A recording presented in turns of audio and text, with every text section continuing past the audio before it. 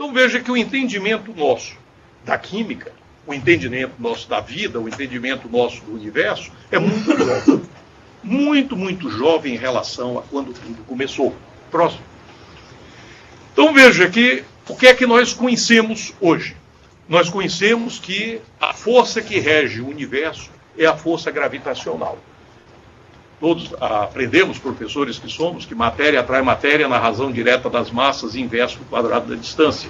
E esse postulado, que já tem muitos e muitos anos, permanece válido até hoje. Hoje a física se preocupa bastante em como convergir a gravitação com a teoria quântica e criar uma teoria que seja muito mais abrangente. Mas a gravidade é o que rege os planetas. No caso nós, as moléculas, sejam elas moléculas inanimadas, sejam elas moléculas que fazem parte da vida, o que rege são as forças eletromagnéticas. Tem situações em que um átomo transfere elétron para o outro, transformam-se em íons, e os íons têm uma atração puramente eletromagnética.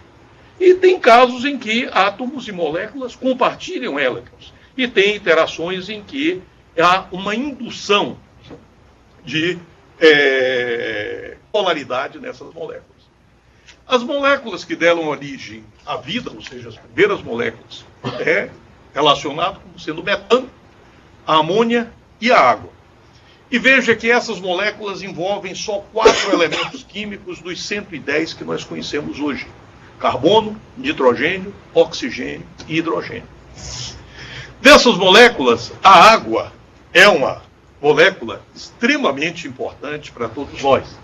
Mas vejam que antes de falar um pouco da água, como um sistema contendo metano, contendo amônia e contendo água, 4 elementos químicos, eles conseguem se tornar um sistema tão complexo que chega a uma molécula como o DNA, que não só contém esses 4 elementos, mas que essa molécula é o pilar da vida. Ou seja, nós é a molécula da vida, é a molécula do DNA. Mas como nós estamos envolvidos no experimento global, eu vou falar um pouquinho só para vocês da molécula de água. A vida como nós conhecemos não seria ela se não existisse a molécula de água. Um átomo de hidrogênio, de oxigênio, 2 átomos de hidrogênio.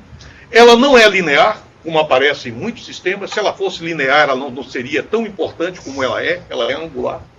O fato dela ser angular cria uma polaridade negativa no átomo de oxigênio e polaridade positiva no átomo de hidrogênio, e isso permite que a água interaja com várias outras moléculas e que interaja com outras moléculas de água.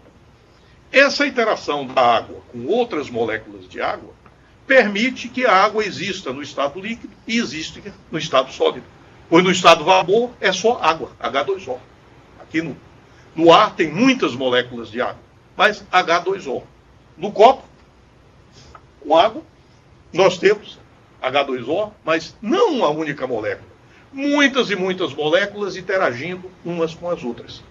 Se colocarmos no congelador e isso transformar-se em gelo, nós vamos ter esse mesmo conjunto de moléculas de água agora no estado sólido, ou seja, não mais no estado líquido. E a possibilidade de interconversão gás, líquido, sólido, é que torna a molécula de água extremamente importante e extremamente importante para a vida. Se nós observarmos uma animação em que mostra a água sólido, ou seja, a água do gelo, o Neto vai nos ajudar a mostrar, vocês vão ver, e professores que somos, sabemos que os sólidos são organizados. No estado sólido, as moléculas têm posições fixas, elas só vibram, mas elas têm posições muito bem determinadas e são formados vários canais quando ela forma o gelo. Por isso, quando forma o gelo, se for num recipiente de vidro, ele rebenta, porque ela se organiza e aumenta de volume. Quando funde, a temperatura começa a aumentar, essas moléculas aumentam a energia cinética, elas fundem, elas saem do sistema organizado e passam a funcionar num sistema pouco organizado, mas bem mais organizado do que a fase de vapor, em que ela ocupa sempre a forma e o volume do recipiente. E veja que os 2 estados, ela sólida e ela líquida, em que você forma a água sólida, ela fica sempre na superfície. O gelo ele não afunda na própria água, está sempre na superfície. Aumenta o volume, a densidade diminui. Isto é vital para a vida. Se ela congelasse como um todo, nos locais muito frios não existiria vida. No momento que congelasse um lago, ele congelaria inteiro, o oceano ele congelaria inteiro. Esse fenômeno superficial é extremamente importante para a vida. Também a quantidade de água no planeta, ela tem um ciclo fantástico. Se você observar onde uma molécula de água se encontra numa janela de tempo de 100 anos, vocês vão ver que 98 anos, durante 98 anos, em média, ela vai estar nos oceanos. Os oceanos cobrem boa parte do planeta, os rios correm pelos oceanos. E os outros 2 anos, ela vai estar rio, lago ou na atmosfera. E na atmosfera, ela não leva mais do que 2 semanas. No máximo 2 semanas. Mas a atmosfera e esse sistema que eu mostro para vocês brevemente é extremamente importante para o ciclo hidrológico e extremamente importante para a manutenção da vida. Se olharmos do nível do mar, a linha azul para cima, onde está o avião, essa região entre o nível do mar e o aviãozinho é chamada de troposfera. É onde nós vivemos. Ela tem cerca de 10 quilômetros. E uma das características da troposfera é que a temperatura diminui ao passo que você vai subindo na troposfera. Ela diminui a uma taxa de 6,5 graus por quilômetro.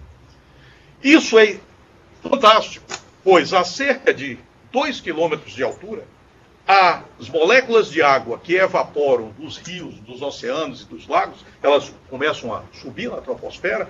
Ao chegar a cerca de 2 quilômetros, elas começam a condensar. É frio o suficiente para que essas moléculas comecem a se associar. Num primeiro momento, você olha aquela nuvem muito clarinha, poucas moléculas de água. O Sol consegue atravessar fácil a luz solar através delas. Com o tempo, o vento vai movimentando e ela vai caminhando e agregando mais e mais moléculas de água. Até um ponto que a nuvem está completamente cinza. Ou seja, os agregados, as gotas são maiores e já não permite mais que a luz solar passe tão fácil. Você vê aquelas nuvens bem cinzas e bem escuras. E num determinado momento, essa nuvem está tão pesada que ela desaba. Aí vem a chuva. Então, isso faz com que a água recicle no planeta e se perca pouquíssima água para fora do planeta Terra. Então, a quantidade de água no planeta pode ser considerada como constante. Uma das questões nossa hoje é preservar a qualidade da água. O fato da quantidade ser constante não quer dizer que ela seja adequada para o consumo humano e que ela tenha boa qualidade. Hoje, cerca de 1 bilhão de habitantes do planeta, dos 7, não tem água em qualidade adequada para o consumo humano. Então, essa é uma das grandes características da água. Então, o nosso sistema, que é um sistema vivo, nós humanos e as formas de vida que nós conhecemos, a base é água. As reações químicas que ocorrem nesse sistema são a base de água. E água formada por 2 átomos de hidrogênio e 1 de oxigênio. A água consegue ionizar formando radicais OH menos e H+. O quanto ela está mais dissociada ou menos dissociada tem uma importância fundamental nos sistemas biológicos, nos sistemas vivos. Para representar esse sistema, se criou uma escala que se chama de pH. Essa escala tenta mostrar o quanto se tem mais íons H+, ou seja, o sistema é ácido, ou íons OH-, ou seja, o sistema básico. O ponto intermediário, o ponto neutro, é o pH 7. Então, o pH 7, considerado o pH neutro. pH abaixo de 7 significa que o meio aquoso está rico em íons H+, ou seja, rico em prótons. O pH é ácido. Você volta, por favor? É certo. Que o pH é ácido. Se ela está rica em íons hidroxila, o pH é básico. E a posição do pH é extremamente importante. Vejam que a água de chuva em locais mais limpos que vocês imaginarem, ela não é 7. Ela é em torno de 5,6. Isso se deve ao dióxido de carbono que tem no ar. O dióxido de carbono, CO2, ele se dissolve em água e o resultado é um meio ácido. Mas isso não quer dizer que a chuva seja ácida. A chuva só é considerada ácida quando ela está em pHs muito abaixo de 5, próximo de pH 4 ou abaixo de 4. Nesse caso, significa que tem muitos compostos de nitrogênio e de enxofre, especialmente ácido nítrico e ácido sulfúrico, que baixam esse pH.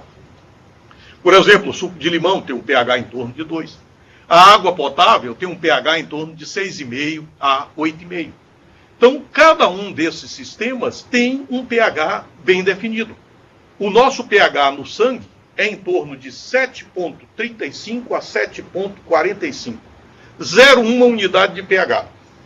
Isso é suficiente para informar a hemoglobina, que é quem captura o oxigênio no pulmão e transfere o oxigênio para as células, para o corpo inteiro. Essa mudança pequenininha de 7,35 para 7,45 informa se a hemoglobina deve capturar o oxigênio ou se ela deve soltar o oxigênio. Ela vai no pulmão, pega o oxigênio, transporta e entrega nas células. Então veja, 0,1 unidade de pH. Se essa 0,1 unidade de pH se alterar, o sangue ficar mais ácido ou mais básico, o indivíduo terá problemas respiratórios, porque a hemoglobina não vai saber direito a hora dela vir no alvéolo, pegar o oxigênio e na célula entregar o oxigênio. Então são pequenas variações de pH. E por isso é que se considerou que o pH do planeta é extremamente importante. E um experimento que pode fazer com que os jovens, os estudantes, sintam-se como um cientista. Sintam-se todo o tempo estimulados a fazer pesquisas. Veja, as águas do planeta, não só na atmosfera, o próximo, mas os oceanos, eles se comunicam. Os oceanos como um todo, eles se comunicam. E a comunicação dos oceanos é também uma comunicação química. A diferença de salinidade dos polos em relação ao Equador, a água nos polos ela está mais doce, vamos dizer assim. Então, bem como a diferença de temperatura, isso faz com que as águas dos oceanos se comuniquem. Esse é um exemplo da corrente termossalina, em que ela sai dos polos, mistura na região do Caribe e circula por toda a Europa. Essa corrente química, na realidade, ela depende de temperatura e depende de salinidade, é extremamente importante para o planeta.